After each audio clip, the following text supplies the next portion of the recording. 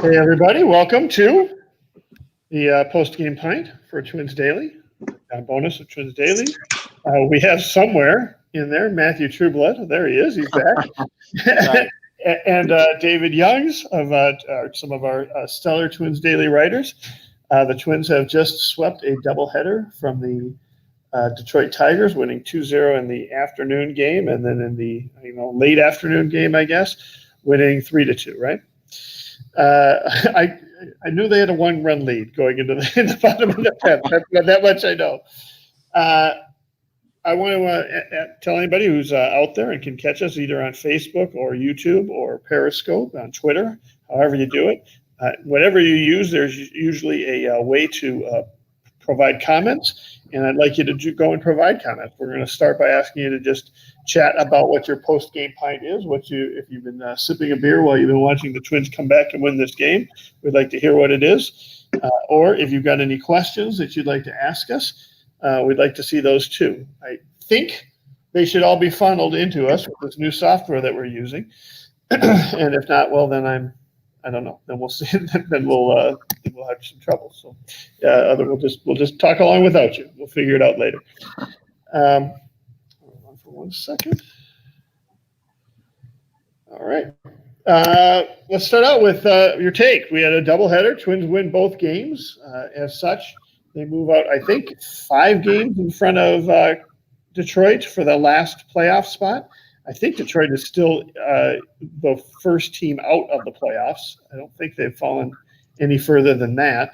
I think that's correct, yeah. But now they're, I think, 2 games under 500. So they're fading fast, and the Twins are now within a half game of Cleveland and tied with the White Sox after the doubleheader. Let's start with you, Matthew. What's your big takeaway from watching these 2 games? I think it's that we have to constantly remind ourselves to appreciate how good this front office is at finding and getting value out of free pitching. Today, so much credit for these wins goes to 3 guys, Randy Dobnak, Matt Whistler, and Caleb Theobar. And the paths for those 3 guys to the roles that they're playing on this contending playoff World Series hopeful team are so improbable. And the way they dominated today, it left only, sort of role spots for other people to fill in. And those other players and the other things that they're doing developmentally are still really important. But the fact that you can get so much out of these guys that you gave up nothing for makes it so much easier to go out and trade a Brusdar Graterol to add a Kenta Maeda. Makes it so much easier to spend big money on a free agent like Josh Donaldson. Yeah, the trickle-up effects are huge. Right, yeah, they not only – I think the key here is they not only gave up almost nothing for them, they gave up nothing for them within the last, 2 years. Right. The ascension of both of these guys, they've rocketed up through to the positions they are. Caleb Theobar was literally acquired this offseason. After not getting a September call, but he kind of thought he deserved a September call up. But he had success in AAA last year after bouncing back from the independent leagues. But he immediately came in. Dobnik zoomed through the minors after coming up through the independent leagues, and then what was the other one that you mentioned? Oh, Whistler was freely available on a waiver wire. Now so a couple of them were close to the majors, but it's amazing how they're finding stuff in the off season, right? That ends up being a weapon that it was freely available. And to get those guys, a lot of teams are pretty good at collecting those guys and winning that coin flip of, are they just an up and down arm, or do they fit into kind of the middle of your bullpen mix? But these guys are doing so much more than that. Like Theobar has stepped up and been crucial. Whistler is an opener, and he's giving you multiple innings a lot of the time. And Dobnek's your number 3 starter at this moment. It's so much. Right. It's another tier above what most other teams are doing, even when they're getting the free talent calls right. We got before we get to your point, we did get a couple of questions. Let's mention that you can add stuff in the chat. We'd love to hear stuff in the chat. or one of the questions was, why not use, speaking of Dobnik, why not use Dobnik for the 6th or the 7th inning today? Which was, I thought, a fair question. I was surprised. I was listening to the Tigers radio broadcast, which we talked a little bit about before we went on the air. Fantastic. Tigers radio announcers are fantastic. Totally worth listening to on MLB at bat. I don't know how long they've been together, but they both sound around. They've been around a lot, and they both are not afraid to appreciate different things from the other team and make observations about those players from the team. When Dobnik threw a slider to Candelario in what was a dicey situation, I think, in the first inning, and got him on a swinging slider that kind of went in on Candelario, they basically said, yeah, we didn't see that slider at all last weekend. We didn't see a slider like that all last weekend. That was unbelievable. Really, really good. And then Matthew, you had an example too of what they were talking about. Oh no, Yeah. I know. Tell us about the one that they were excited about when you were listening to them. Yeah, when Byron Buxton had the infield single, that I'm sure fired up a lot of Twins fans in different ways too. I mean, that thing was smashed on the ground, and even though Isaac Paredes had to leave his feet to make the play, he fielded it cleanly, got up, threw it across with plenty on it, and Buxton just beat it fairly easily. And right. Yeah. The radio team, it's Dan Dickerson and Jim Price, and they were just stunned, and they exclaimed over it like it was a much bigger play in the context of the game than it really was, because they appreciate good baseball and players who do things that are extraordinary. It's fun. And so the reason I brought them up is because when the Twins pulled Dobnik, they were both like, well, we will take that. Because he was absolutely dominating us. His stuff was just totally working. And they're going to bring in Duffy here. And Duffy's going to have to face Scope and Cabrera and Candelario, all of whom have singles today. And if you're going to get a run or two, that's the area of the lineup that you want. And that's what I will say to give Baldelli some credit here. He might have taken a look at those guys and said, each of these three guys has a hit already against Dobnik, right? And you get through this inning, you pretty much got the game. So let's bring in Duffy, shut it down, and take care of it. I like saving the bullets. I probably would not have pulled Dobnik in that situation. I probably would have let him go out there and maybe even get a complete game and save my bullets because I want Duffy around for as much as I can have Duffy around. But I guess I can understand the thought process if you're playing for that game. I don't know. What did you guys think? Yeah, well, I think, I agree with you, John. I would have kept Dobnik in. Side note, Randy Dobnik is tied for the most wins in Major League Baseball right now. He's got 6 wins. Last year at this point, who would have thought that Randy Dobnik, a Division II kid, played for the Utica Unicorns just a few years ago, would be tied for Major League wins. I mean, that's awesome. I certainly, it would have been great to see Dobnik go farther, especially because, we haven't seen him go super deep in games yet this year. But at the same time, I appreciate Baldelli going to the bullpen with Duffy and Rogers, and it was great to see Rogers get the job done too. So overall, she's got a real shot at Rookie of the Year this year. I haven't taken a look at the other candidates for a while, but 2-3 weeks ago we had a story on Twins Daily about some of the candidates that he was competing against. So yeah, it could be real exciting. Yeah. Dave, what would you take away from this game? Yeah, so my takeaway from the game, Matthew stole a little bit of it, but I've got a couple. First of all, Randy Dobnik, like I mentioned earlier, was awesome. I like to use the phrase, he's a meat and potatoes pitcher. He's not the sexy Cy Young Award winner pitcher that we're going to see, but he gets outs, he gets the job done, and he's done a nice job of it all season long. Also, Jorge Polanco stepped up when his team needed it in the second game. 4 hits from both sides of the plate. As we know, the Twins have really struggled with lefties this year. And I mean, that proved true today in a lot of circumstances. But Polanco came through when we needed it, and that was great to see. And, I know there's been some skepticism about him batting in the leadoff spot, but it was great to see him hit with confidence today, and certainly mentally tough baseball. My other take is, as much of a Minnesota Twins fan that I am, there is no greater name in the game of baseball than Buck Farmer. It's a great baseball name. He's been tough against the Twins, but if I could name my firstborn son one name, it would be Buck Farmer. Fantastic. Let me read a couple more stuff. One was "What is in the glass?" What is in the glass is a fair state. A mirror universe is what I started with, and that's what got the Twins on the board to tie the game up. And when I finished that, I went to the Party Forward, which is a brand new IPA that I'm trying from them, and I like it very much. I don't think that I like it as much as Mirror Universe, but Mirror Universe is probably one of my top 3 local craft IPAs, so that would be the one I'd go for. Let's see. Thoughts on Donaldson's return? How about that home run? Yeah. He hit that ball very far. Oh, my goodness. I can't remember more than 2 or 3 balls that had been hit that far to that area in Target Field. I know Tomei did in the first year.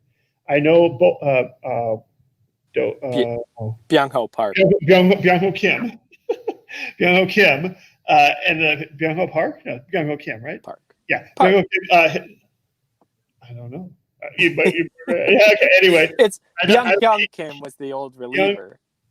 Okay. Park was the All right, Byung-ho Park. Okay, got it. I remember he hit one there in one of his in his rookie year, or probably rookie month at Target Field. Has Sano hit one there? I think so. Yes. It feels to me like he hit one there. And then allegedly, the broadcast said that Jake Cave hit one there in 2018, which I vaguely remember maybe, but it wasn't like this one. This one was majestic, and that's he hit the snow under the ball. Speaking of the Detroit Tigers radio announcers, they went ballistic on that. They couldn't believe it. Yesterday, to test out this software, if you take a look on our YouTube channel, you'll find something I did a little tutorial on a No Doubter project, which is a computer. It's a website where they track every home run and how many ballparks that would have gone out of amongst the 30 ballparks, and if it will go out among all 30, then it's a no doubter. And going into the game today, the Twins had 12 home runs that were no doubters. 3 by Miguel Sano, 3 by Nelson Cruz, a couple by Buxton, and a few more, maybe 2 by Polanco, something like that, and 1 by Avila, 1 by somebody else. I can't remember. That one had to be a no doubter. I mean, there's just no way that I can't imagine a center field that holds that ball. I don't think the Polo Grounds holds that ball. Right, yeah, right, exactly. Let's see what we got here. I feel like Turtle should have gotten a chance to contribute earlier this season today. I'm sure Turtle does too. He did only come back a few weeks ago, though, from the COVID thing. It was a weird thing because I never heard that he was really suffering or really affected by it. But I think he had trouble getting 2 positive tests or 2 negative tests in a row. And they did not actually kind of activate him to be at CHS Field regularly until a few weeks ago. So I don't know that he could have been back much sooner than he actually was. What did we think of pinch hitting Astudillo for Rooker, who we also got to talk about, in the 9th inning there, and then you end up with Astudillo being your runner on second base. Yeah, well, I think, obviously great to see Rooker up in the bigs, got his first major league hit that he, I think the exit velocity was 112 miles per hour. No, that wasn't the hit. That was the out. Oh, that was the out to shortstop. The out was 112 miles per hour. Oh, my goodness. And he got the hit with the RBI. That's right. Yes. Thank you for clarifying that. The guy can hit the ball hard. But as far as the pinch hitting, it probably raised some eyebrows. But Astudillo has more major league pressure experience. in that situation, I definitely thought twice about it when Baldelli made the move. But obviously things ended up working out in the end. And hopefully down the road, we'll see Rooker being able to be in those situations. But yeah, it was definitely eye-opening, I would say. Yeah, and it was. I wonder if Baldelli thought about when he put him in there that's the guy who was going to start out on second He's going to base. start out not exactly a speedy base runner. Yeah. Let's see. Somebody said, especially with Rogers struggling, it was nice to see him get the save. Hopefully, this will lead him to getting out of his slump. Is he slumping, Matthew Trueblood? I know you wrote a story on that this week. Well, I think when Taylor Rogers struggles, it's going to look a certain way. It looks like what has happened to him for most of the season so far. And it's not the ugliest thing in the world. He doesn't totally lose the strike zone, and he doesn't become helpless because he's still throwing 95 with life on the fastball. And he's still filling up the zone. He's always going to fill up the zone because his mechanics are phenomenal in that way. The place where he's vulnerable is that when he's not quite right, not quite repeating his release point perfectly, he's going to fill up the parts of the zone where batters can get the barrel to the ball, even with his breaking stuff at times. And that's what we've seen go a little wrong for him this year. It hasn't been walks. It hasn't been total meatballs, but it's a lot of singles and doubles that are just singles and doubles, and you can write that off as bad luck, except they're pretty squarely struck. At least some of them are. And I think that's real. His struggles to this point are real. But the good news about Taylor Rogers is he's got a really high floor because of those things that he's always going to do well. And then it's just a matter of when does it click and he starts doing all the things that he's capable of doing well. When that happens, he'll go right back to being a relief ace. And in the meantime, he's not going to hurt you a ton. He's just going to make you sweat a lot and, be more average. On the negative side, and we're getting a few questions about this, they struggled against left-handed pitching again. They script and after the first two swings against Boyd. By the way, one of the things I learned again from the Tigers radio announcers, that's the third time this year, and this year is how many starts? 8 starts maybe for Boyd. Third time in the games that he started that he's given up back-to-back home runs to the first two batters of the game. Right. Man, that is nuts, right? That's crazy. Tough break. Meanwhile, the Twins, did struggle against the left-hand pitching most of the day. Detroit is not known for their pitching, right? But their left-handers, they kept bringing in left-handers. They more or less kind of shut the Twins down.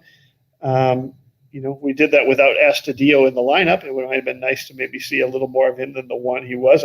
And by the way, the only reason he's on the roster is he's the 29th man for the doubleheader, so I presume he's going back down today. Although maybe not. Maybe they end up ILing Arise or maybe giving Avila 10 days off to get the back better. We should mention that Avila left the game early in the first game.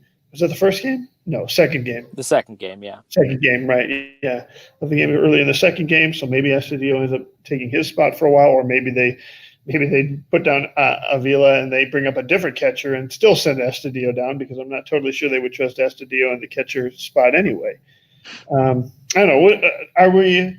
Yeah, I said a week ago that we were worried about that. What I really wanted to follow in these games was, how they're addressing their various weaknesses. Are they getting better in certain areas? And today it did not look like they had necessarily taken, even with the return of Buxton and the return of Donaldson, it didn't look like they'd taken significant step forward versus left-handed pitching. Yeah, I think that, obviously off the bat in game one, when we saw our back-to-back homers, things looked great. But I can't remember the stat, but for however many innings after that, it was awful. And so I really don't think that has improved a whole lot, hitting against left-handed pitchers. I don't know what it's going to take. But yeah, it's clearly still an Achilles for the Twins. especially, Polanco hit well in the second game with 4 hits.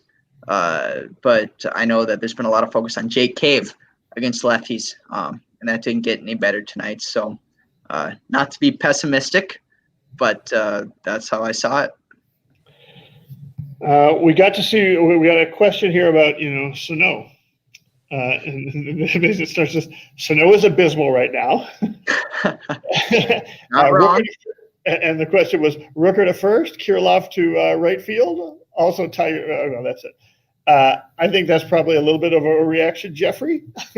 But I am struggling to justify seeing Sano near the top of the lineup right now. Although, I mean, he's also got. I think he's got so many extra base hits. It's hard to bury him too. Like maybe he belongs on the 5th or 6th spot. I don't know.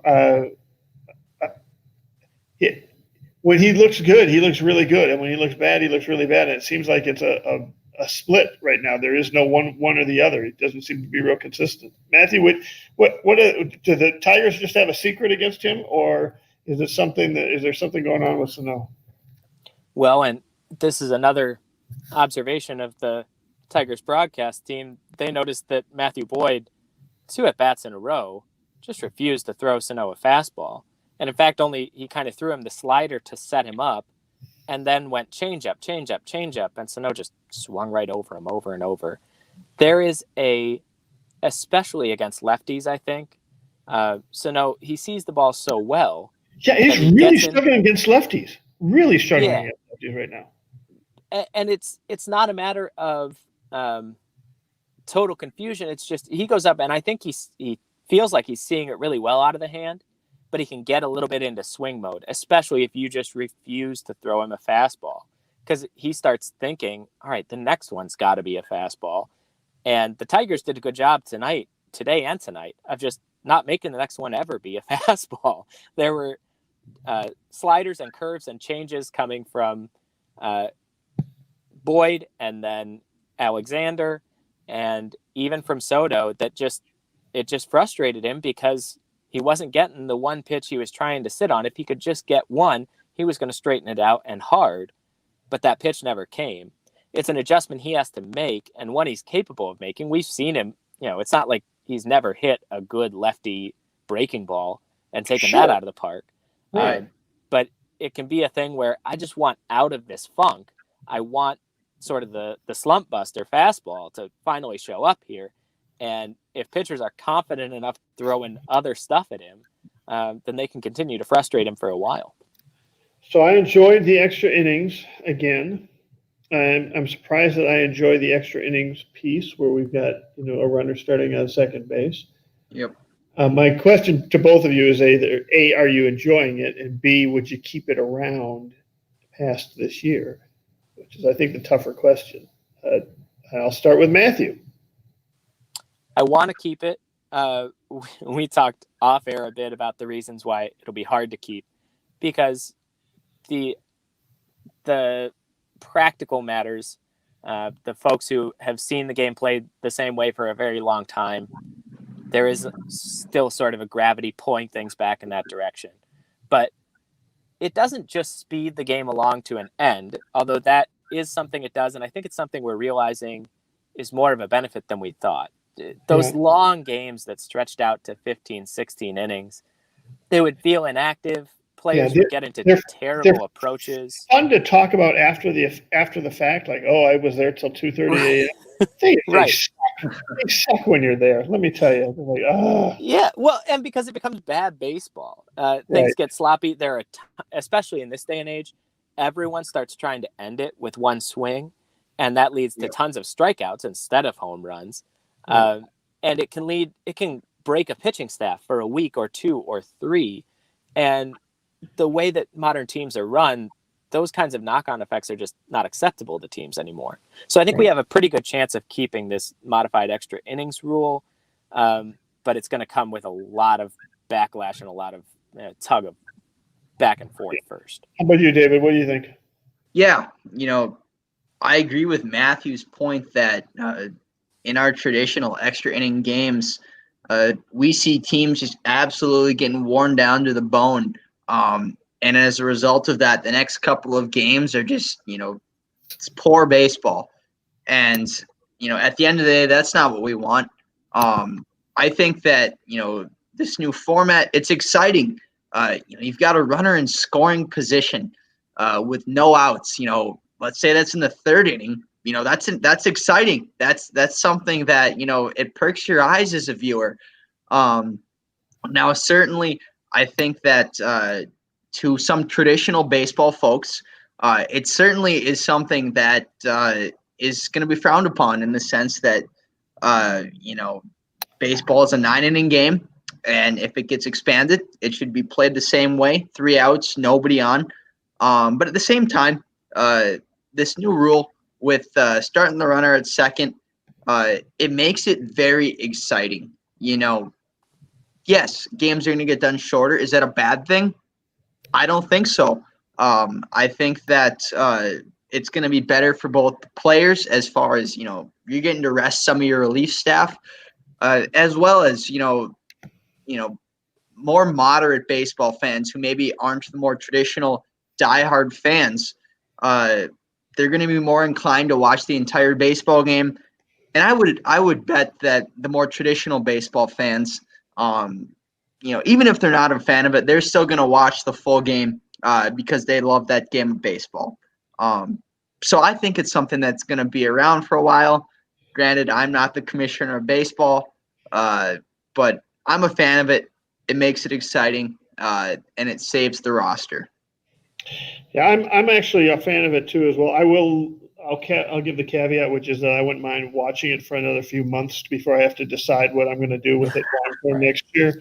I just want to say it was interesting. It was fun to see it from a visiting standpoint. The only other time we've seen it is from the home standpoint. I really do think there's a huge advantage to being the home field team when you get into an overtime game like that, knowing that you just have to push one run across. One way or the other, either to tie it or to win it, or what it is you're really playing for. But right now, if I had to make a choice for next year, I'd say I really enjoy it. I mean, I enjoy taking a look and saying, okay, well, this inning, do I need to score a run? I want to score a run in this inning with my 7, 8, and 9 batters, but then I'm going to maybe swing away when I get to the top of my lineup and my 2, 3, 4, 5, 6 batters. Whereas, if we can just keep it tied, next inning they're only going to have their 7, 8, 9 runner. Or, here's the next guy coming up in their bullpen. Do I really want to face him? No, I think I'd rather try to push this one across. It does feel like you can actually work with the strategy around that a little bit more. I want to just – I'm sorry, go ahead, Matthew. I was just going to say, David mentioned that a lot of people want that the thing to feel the same. If we get past 9 innings, I still want it to be baseball. Right. You have to earn your way to second base and all that. I started interrogating my own logic because that's kind of the way I thought. I started interrogating my own assumptions on that not that long ago and realized there's no other sport that treats overtime that way. In the NFL, overtime is sudden death. In the NBA, the game is played the same, but it's 5-minute quarters, not 12. Right. I mean, we don't expect the game to stay exactly the same once it goes past regulation, except in baseball. Now, there are a lot of people who say that's one of the cool things about baseball, and I don't disagree with that. But I think you have to at least balance that and take it into the accounting. Either of you ever read the Iowa Baseball Confederacy by Roy Kinsella? Or Ray Kinsella? Ray Kinsella? So it's the same one who wrote Shoeless Joe Jackson, which is what the book that Field of Dreams is based on, right? But it was another baseball book, and it's about a extra inning game that basically through supernatural interaction just keeps going and going and going and going until people start dying. It goes on forever. So I don't know. It's an interesting book to read when you're talking about that sort of thing. Put it on the bucket list. Do put on the bucket list. It's a good off-season reading. This is the last game of the day. You can see that we had from the fan graphs. I just wanted to show real quick that we got to the 7th inning, and then suddenly just that leadoff single made it start diving down to the point where when they had scored the run and runners were on the corners with no outs, the Twins had a 80% chance of winning that game. And then, Tigers managed to wriggle out of it, but obviously the Twins ended up winning the game. The heroes of the game, if you want to take a look at win probability added, which I always take a look at, Trevor May, which we didn't really talk about, coming into the ninth, holding down a 1-run lead with a runner on second base, and not really even being challenged. The guy never moved off of second base. Might be Trevor May's best outing of the year. And we're kind of ignoring it. I thought the first plate appearance there really reinforced the excitement of this format where, sure, the Twins scored to take the lead in the top of the frame. Now the tying run is in scoring position, and Miguel Cabrera is at the plate. And Cabrera's power... Cabrera's right after him, who killed us last weekend. Right. I mean, but Cabrera's power may be sapped, but that guy can still... He can do so many things with a baseball.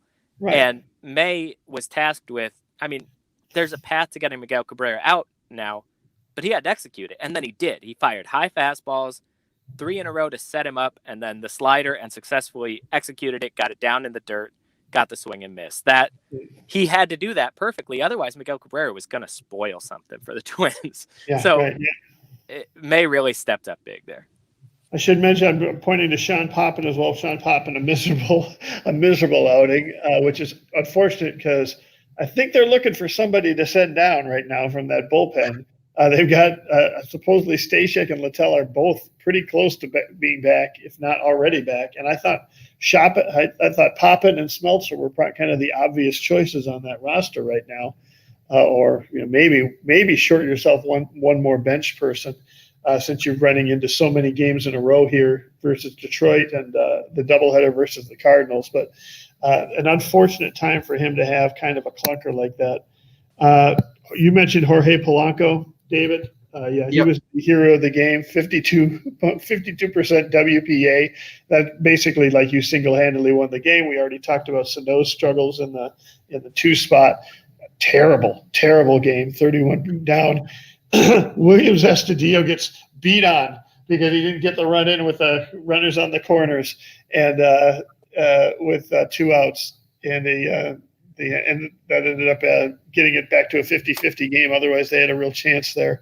I'm surprised that number is as high as it is. Marwin Gonzalez gets a lot of credit for the big hit in the 10th inning, 37% on the world win probability added. So that was it. Just a couple more questions, quick, and then we'll take a look at. We'll wrap this one up. Somebody says, your fella says Buxton thought he hit the 1 out. Oops. I don't know that Buxton did think he hit that out. I think Buxton took a look at it. I don't know. I only saw the original play. I wasn't sure if Buxton was kind of bat flipping. I kind of thought Buxton was sort of angry because he realized he just missed it. Bramer thought it was out. Yeah, Dick thought it was out. Right.